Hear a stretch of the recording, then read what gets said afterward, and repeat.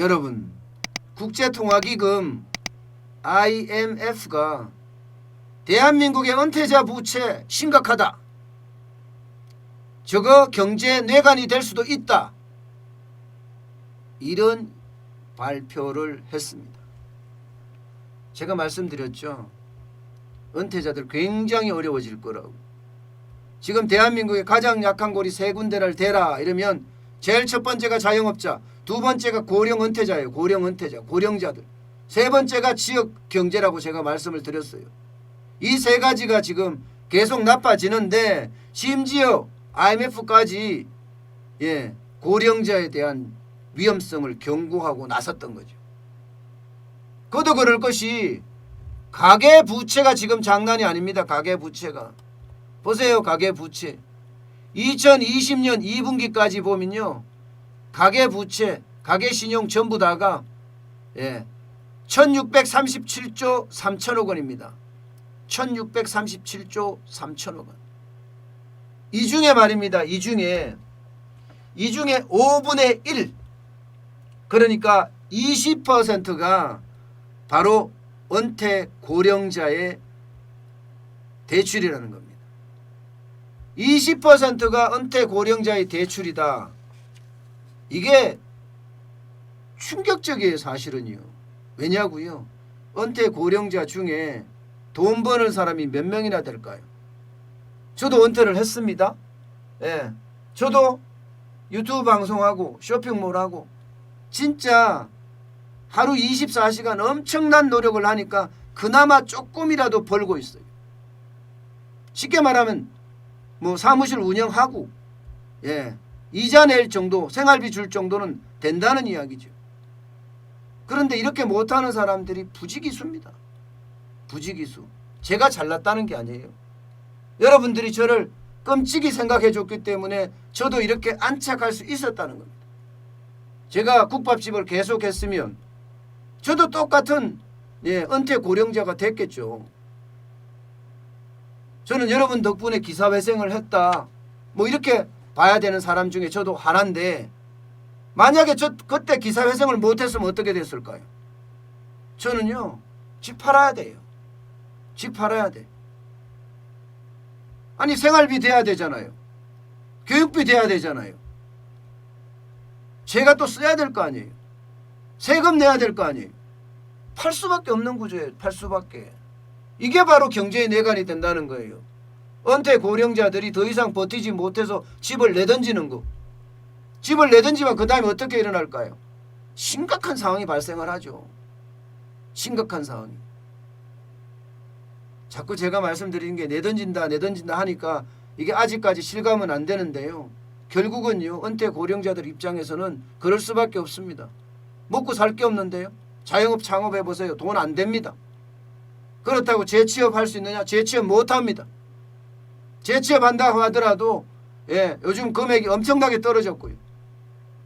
그러면 어떻게 하겠습니까? 손가락 빨 수는 없으니까 뭔가 일을 해야 될 텐데, 지금은요, 은퇴 고령자들 중에 알바하시는 분들도 굉장히 많아졌어요. 그만큼 대한민국의 사회 안전망은 굉장히 취약하다, 이렇게도 볼 수 있는 거죠. 사회 안전망이. 연금을 가지고 못 사니까, 연금을 가지고 부족하니까 알바를 뛰고, 연금 가지고는 택도 없어요. 세금 내기가. 그러니까 이게 결국은 가계부채 중에 5분의 1이 은퇴 고령자인데, 이 은퇴 고령자의 어떤 그 충격이 점점 다가올 거다, 이렇게 예측을 하고 있는 거죠. 게다가 말입니다, 여러분, 대한민국이 이게 경제 위기로 그러면 왜 가느냐? 가는 이유가 있지요. 가는 이유가 바로 이겁니다. GDP 대비 가계부채 비율이 굉장히 높아요. 선진국 평균이 73.2%라면 대한민국은 97.9%입니다. 영국도 84.4%고요. 미국도 75.6%인데 대한민국은 100%에 가깝다니까요. 100%에. 아니 GDP 대비 어떻게 97.9%나 이렇게 말씀하실 분 계시죠? 바로 이게 국제결제은행 BIS에서 이게 한 내용인데요. BIS 기준은요. 자영업자 부채도 여기에 포함됩니다. 개인사업자 부채도 가계부채에 포함을 시킨다니까요. 그러면 거의 우리 GDP가 얼마예요? 명목 GDP가 1919조에서 20조? 1900? 그러면 지금 1919조에 20조 거의 다 다른다는 이야기잖아요. 그래서 은퇴자 부채가 경제내관이 되고 이 은퇴자 부채가 터졌을 때 우리 경제에는 심각한 타격을 준다는 그런 이야기입니다. 진짜 곳곳에 지뢰밭이죠. 곳곳에 지뢰밭. 예, 실제로 곳곳에 지뢰밭입니다. 곳곳에 지뢰밭. 이런데도 불구하고 정부는요. 돈 퍼쓰기 바빠요. 어쩌면 돈 더 줄까 이런 생각밖에 안 하는 것 같아요. 그래 더 마음이 아픈 거예요. 더 마음이. 대통령이 먼저 국가 부채에 대한 신경을 써야 합니다. 우리 가정에 가보세요 여러분. 우리 기업에 가보세요 여러분. 기업의 가정의 가장, 기업의 CEO 이 사람들은 가장 신경 쓰는 게 뭐예요? 이게 돈이 들어가고 나가는 겁니다. 어떻게 하든 이익을 내려고 노력하는 게 기업의 가장도 그렇고요. 가게의 가장도 그렇고요. 기업의 CEO도 그렇습니다. 이 경제 주체들이거든요. 유일하게 경제 주체인데 정부도 경제 주체인데 여기만 안 하고 있어요. 여기만. 무슨 통뼈인지 모르겠지만 그냥 갖다 내다 써요. 그냥 말 한마디에 뭐 1조씩 갖다 쓰고 말이야. 재정 준칙이 없으니까 그렇죠. 재정 준칙이 없으니까. 쉽게 말하면 엉망이죠. 엉망. 대통령이 제왕도 아니잖아요. 국민의 대표일 뿐이에요. 그러면 돈을 쓸 때는 국민들에게 물어봐야죠. 그렇게 대통령이 제왕처럼 저는 그렇게 해야 되는지 잘 모르겠어요. 국민을 위한다고 이야기하지만 국민을 우습게 보는 거죠. 예? 통신비 줄 때도 뭐라고 했습니까?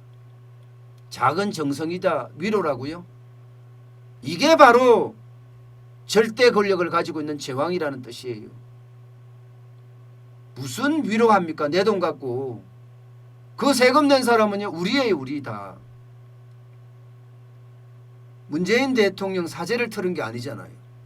문재인 대통령이 사죄를 틀어서 그렇게 줬다 이러면 위로 맞아요. 예, 작은 정성 맞습니다. 박수 치죠. 그런데 세금을 갖고 주는 것처럼 주는데 그게 마치 자기 돈처럼 이야기하잖아요. 자기 돈처럼. 말도 안 되는 이야기죠. 말도 안 되는 이야기. 이렇게 국고를 내다 쓰면 마치 자기 돈처럼 이렇게 계속 쓰잖아요. 자기 돈 아니에요. 예, 국가의 돈은 국민의 돈입니다.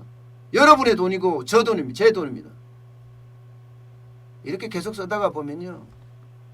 밑 빠진 독에 예, 물붓기라고 이야기하나요? 예. 또 하나 외상은 소도 잡아먹는다.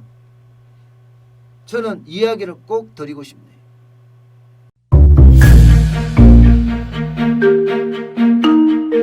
세종대왕과 샤넬 넘버5 벤츠 자동차의 최고급 기종인 마이바흐의 공통점을 아시나요? 바로 침향입니다. 침향이란 동남아시아에서 자생하는 침향나무가 상처를 입었을 때 스스로를 보호하기 위해서 분비시키는 침향나무의 진액입니다.